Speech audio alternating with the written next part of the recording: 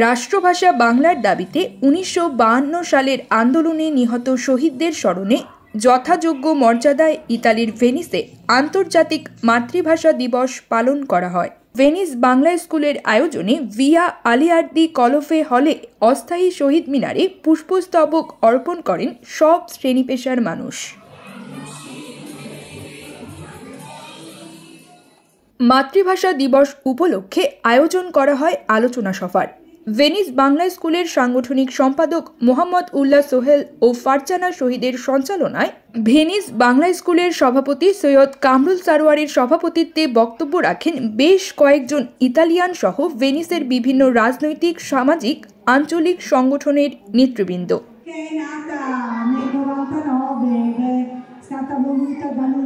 আলোচনার শুরুতেই পবিত্র কোরআন তেলাওয়াত পাঠ করেন ভেনিস বাংলা স্কুলের শিক্ষার্থী।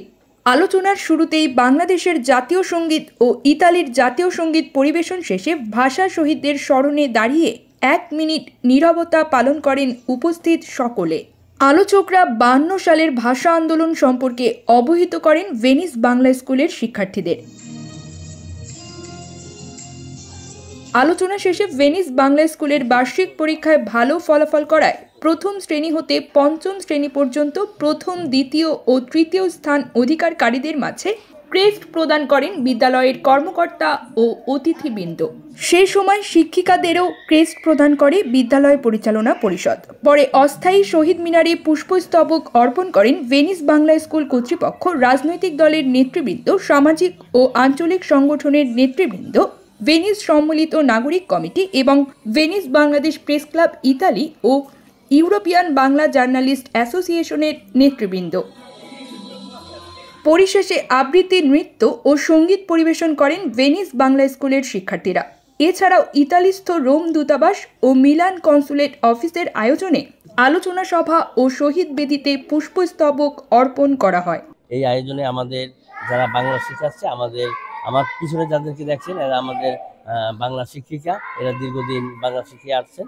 তো আমি তাদেরকে ধন্যবাদ জানাই আমাদের এই মাতৃভাষা দিবস উপলক্ষে, এবং আমাদের এই মাতৃভাষা দিবস উপলক্ষে যারা আমাদের স্কুল ক্লাস 5 পর্যন্ত যারা কমপ্লিট করেছে তাদেরকে পুরস্কৃত করা হয়েছে, এবং যারা বিভিন্ন ক্লাসে প্রথম এবং দ্বিতীয় এবং তৃতীয় হয়েছে তাদেরকেও আমরা পুরস্কৃত করেছি।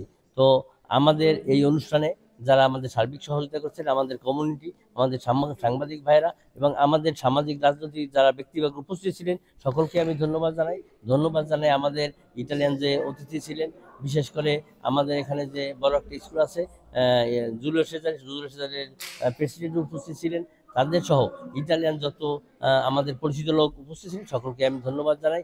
এই আয়োজনকে আসলে এটা আমাদের একার আয়োজন না, এই আয়োজন আমাদের বাংলা ভাষাভাষী সকলেরই, কাজেই উচিত সকলেরই সহযোগিতায় যাতে আমরা সামনে আরও সুন্দর অনুষ্ঠান করতে পারি, সেজন্য সকলের সাহায্য কামনা করি।